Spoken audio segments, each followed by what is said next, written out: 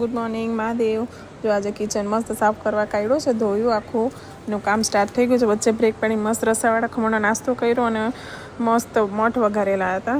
અમે વચ્ચે બ્રેક પાડી નાસ્તો કર્યો અને હવે પાછા કામે લાગી ગયા છે. આખું ધોઈ નાખ્યું છે. હવે વાસણ ખાલી બધા ગોઠવવાના છે. ટ્રોલી બધી ખાલી છે, બધા સાફ કરીને અડધા વાસણ બહાર છે.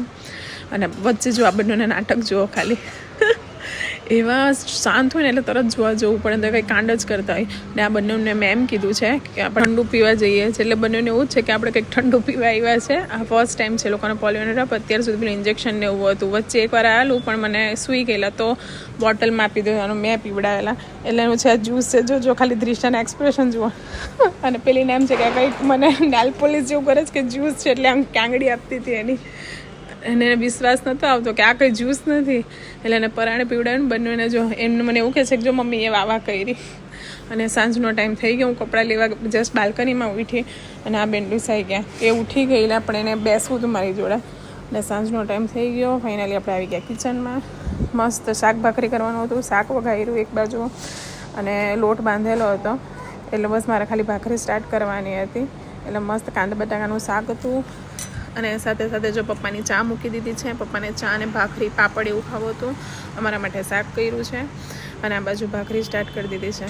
આ ભાખરી કોને ભાવે કે જો મને તો બહુ જ ભાવે. બિસ્કીટવાળી જે કડક ભાખરી અને કાંદા બટાનું શાક હોય, જે મજા આવે ખાવાની. જો આ ભાખરી અને એક બાજુ શાક થઈ ગયું છે, ચા થઈ ગઈ છે. અને એકચ્યુઅલી આ શાક નીરવનું ફેવરેટ છે, એટલે એમના માટે સ્પેશિયલી બનાવ્યું છે. એક બાજુ ભાખરી થાય છે, શાક મસ્ત થઈ ગયું છે અને પાપડ શેકાય છે. અને મેં મમ્મી પપ્પાને કીધું કે તમે બેસી જાઓ ગરમ ગરમ. હું એમની વેઇટ કરતી હતી નીરવનો, એટલે મમ્મી પપ્પાને આપી દીધું છે. અને જો તમને હાઈ કરે છે બધાને.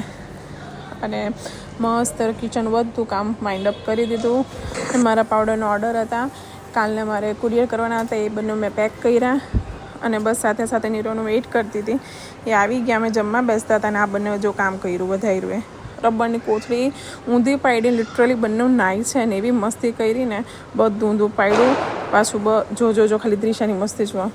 અને આ બધું પાછું ક્લીન કર્યું, પથારી કરીને પછી અમે બધા શાંતિથી બેઠા છે. Bye bye, good night.